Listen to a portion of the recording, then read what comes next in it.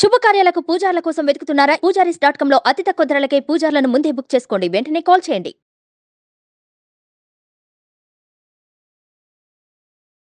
Hi, welcome to our channel. ఈరోజు మనతో పాటు ఉన్నారు జ్యోతిష్య వాస్తు పండితులు, జ్యోతిష్య వాస్తు శిక్షణ నిపుణులు, అదేవిధంగా మహాగౌరి ఉపాసకులు శ్రీ దింటకుర్తి మురళీకృష్ణ గారు. నమస్కారం గురువు గారు. నమస్తే. హరి ఓం.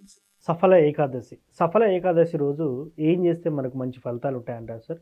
మొన్ననే రీసెంట్గా వైకుంఠ ఏకాదశి అయితే ముగిసిపోయింది. సో మళ్ళీ కొత్త సంవత్సరం, కొత్త ఏకాదశి మొదలవుతుంది. ఈ ఏకాదశిని నుంచి మొదలు పెట్టుకుంటే 24 ఏకాదశులు చేస్తే ఎలాంటి ఫలితాలు చూడొచ్చు? ముఖ్యంగా అది చేయకపోయినా ఈ ఒకటి చేస్తే ఎలాంటి ఫలితం ఉంటుందంటారు?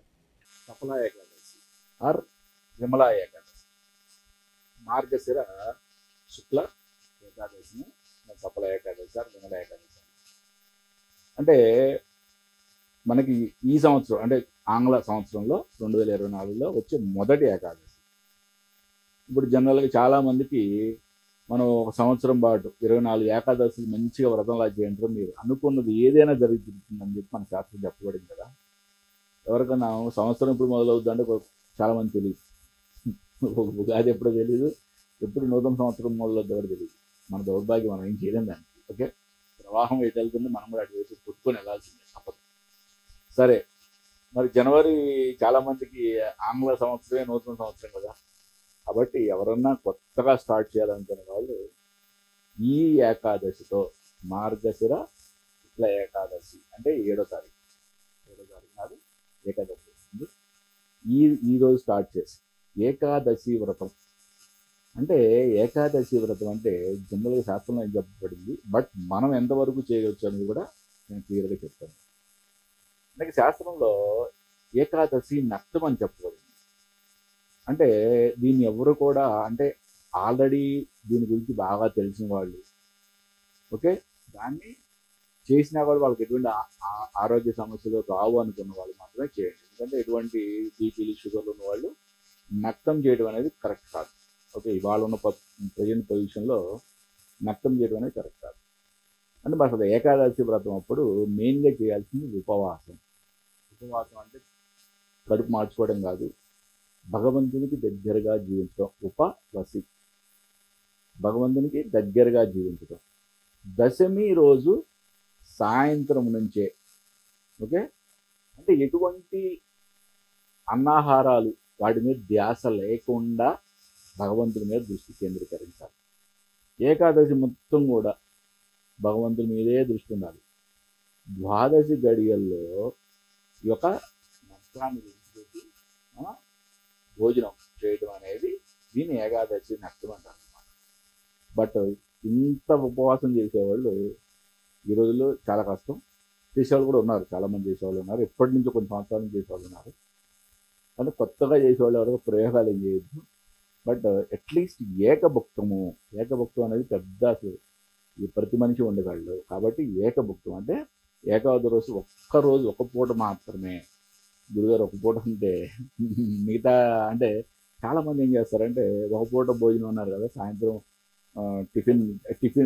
టిఫిన్లోనే దాంట్లో కర్రీ మొత్తం, సాంబారు, పెరుగు అన్నీ. మళ్ళీ మధ్యాహ్నం కానీ పొద్దున్న కానీ ఆకలి అంటే కొద్దిగా ఆకలి అనిపిస్తే పళ్ళు 4-5 రకాల పళ్ళు కట్ చేసుకొని కూర్చొని తింటారు. అలా కాదు. అంటే ఒకటి, ఏకాదశి భగవంతుడికి బాగా ఇష్టమైన రోజు అని చెప్పారు స్వామి. మరి ఏకాదశి రోజు ఉపవసిస్తే మీ యొక్క ఐశ్వర్యాన్ని పెంపొందిస్తామన్నాడు. అంటే ఇక్కడ ఒకటే ఉంది, దీన్ని కూడా మనం ఒక సైంటిఫిక్ యాంగిల్లో ఆలోచించండి. అంటే ప్రతి మనిషి కూడా 15 రోజులకు ఒకసారి ఉపవసిస్తే, ఫాస్టింగ్ ఉంటే వాళ్ళ యొక్క ఆరోగ్యం బాగుంటుంది. ఆరోగ్యం మహాభాగ్యం. ఆరోగ్యం బాగుంది అంటే నువ్వు అదృష్టవంతుడివి, ఆరోగ్యం ఐశ్వర్యవంతుడివే కదా. అంతకన్నా మరి మహానుభావులు, మహారుషులు, మహాయోగులు మరి ఆనాడే పురాణాల్లో ఇవన్నీ ఏ విధంగా ఆలోచించి పెట్టగలిగారు. ఇంత అద్భుతం చూడండి. మరి 24 ఏకాదశులు చేస్తే ఒకటే గుర్తుపెట్టుకొని, మీ లైఫ్లో ఎటువంటి సమస్య అయినా, either it belongs to house property, అంటే ఒక ఇల్లు కొనుక్కోవాలనుకుంటున్నాను, నాకు డబ్బులు ఉన్నాయి కానీ ఇల్లు కొనుక్కోలేదు, లేకపోతే అప్పుల్లో కూరుకుపోయి నేను బయటికి రాలేకపోతున్నాను, వివాహం జరగదు, సంతానం, అనారోగ్య సమస్యలు, దీర్ఘకాలిక అనారోగ్య సమస్యలు, ఎటువంటి ప్రాబ్లం ఉన్నా సరే 24 ఏకాదశులు మంచి భక్తి ప్రవక్తతో ఏకాదశి వ్రతం చేస్తే చాలా అద్భుతమైన రిజల్ట్. అంటే దీంట్లో మళ్ళీ మీరు నెగిటివ్ థాట్ పెట్టుకోవడానికి లేదు, 100% రిజల్ట్ వచ్చి తీరుతుంది. గురుగారు మరి అసలు ఈ ఒక్క ఏకాదశి వ్రతం చేస్తే, ఒక్క ఏకాదశి విమలా ఏకాదశి ఒక్కటే నేను చేస్తాను, నాకు ఎటువంటిది అంటే ప్రతి ఏకాదశికి ఒక ఫలితం అనేది నిర్ణయించబడింది. ఈ ఏకాదశి నాడు ఏకాదశి వ్రతం చేయడం వల్ల అజ్ఞాన నివృత్తి అంటే మనకి అంటే జనరల్గా ఏంటంటే ఇవాళ మనం భగవంతుడి గురించి చింతన తగ్గిపోయింది, స్పిరిచువల్ గురించి మాట్లాడుకోవడం కూడా స్పిరిచువాలిటీ గురించి మాట్లాడుకోవడం చాలా తగ్గిపోయింది. బట్ మనిషి యొక్క ముఖ్య ఉద్దేశం ఏమి ఇవ్వాలి అంటే భగవంతుడు మనం సృష్టించింది ఎందుకంటే భగవంతుడు ఎవరో తెలుసుకొని ఆయన దగ్గరికి ప్రయాణం అంటే మన జీవన ప్రయాణం ఎప్పుడు కూడా అల్టిమేట్గా మోక్ష సాధనకై ఉండాలని చెప్పబడింది. అంటే ఇప్పుడు మోక్ష సాధనలో ఎన్నో అజ్ఞానాలు ఎదురవుతూ ఉంటాయి. మనకి ఎంతో తెలుసు అనుకుంటాం, ఎంతో అసలు అబ్బా అసలు నాకు మించిన వాళ్ళు లేడు భగవంతుడి తర్వాత నేనే అనుకుంటాను. కానీ మోక్ష సాధనలో ఎన్నో అజ్ఞానాలు మనకి ఎదురవుతుంటాయి. అంటే ఆ అజ్ఞాన నివృత్తికై ఈ ఏకాదశి నాడు ఏకాదశి వ్రతం చేయడం వలన ఆటోమేటిక్గా అంటే దాన్ని మనకి మన యొక్క ప్రశ్నకి సొల్యూషన్ భగవంతుడు చూపిస్తాడు అనేది మనకి పురాణాల్లో చెప్పబడింది. అసలు ఏకాదశి వ్రతమే ఒక అద్భుతం. దాంట్లో స్పిరిచువల్ యాంగిల్లో చూస్తే ఈ విమలా ఏకాదశి అజ్ఞాన నివృత్తికి ఎటువంటి డౌట్ అంటే భగవంతుని గురించి కానీ మోక్ష సాధన గురించి కానీ లేదు మన ప్రాపంచిక విషయాల్లో కానీ ఎటువంటి అజ్ఞానం ఉన్నా కూడా తొలగిపోతుంది. ఇది ఒక అద్భుతం అన్నమాట. సరే, ఇప్పుడు ఈ ఏకాదశి వ్రతం కొంతమంది వయసు పైబడిన వారు ఉంటారు, వారు చేయలేని స్థితిలో ఉంటారు. సో వాళ్ళకి భక్తి ఉంటుంది కానీ చేయలేని స్థితిలో ఉంటారు. వాళ్ళు ఏదైనా శ్లోక పారాయణము, మంత్ర పారాయణము, ఈ పూజా ఫలితం దక్కే విధంగా ఏదైనా ఉందంటారా? కనీసం చదవలేకున్నా వినే అంత ఉంటుంది వాళ్ళకి. అలాంటప్పుడు ఏ శ్లోకం, ఏ మంత్రం వినాలంటారు?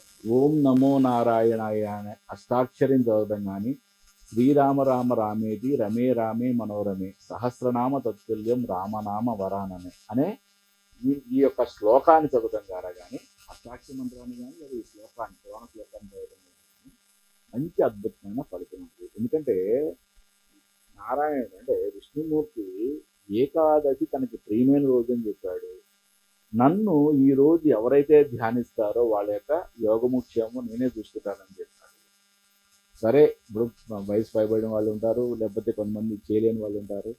వాళ్ళ కోసమే నక్తమద్దు అట్లీస్ట్ ఏకభుక్తము లేదు. ఓకే, ఒక పూటన్న స్వామి వారి మీద అంటే భోజనం మానేయడం ఒకటే ఉపవాసం కాదు, మరీ చెప్తున్నాను. అంటే మనం ఆ ఏకాదశి గడియల్లో స్వామి మీద మనం భక్తి శ్రద్ధలను చూపించడమే చాలా ఇంపార్టెంట్. అది అన్నం మానేయలేదు అన్ని పక్కబెట్టేసింది.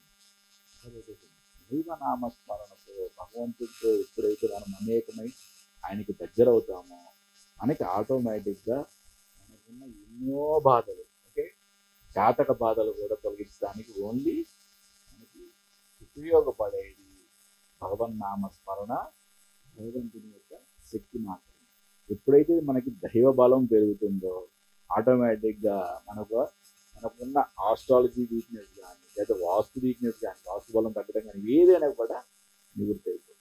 Thank you sir. Saphala Ekadashi గురించి ఎలా చేసుకోవాలి ఏంటి అనేది చాలా చక్కగా చెప్పారు. Thank you so much.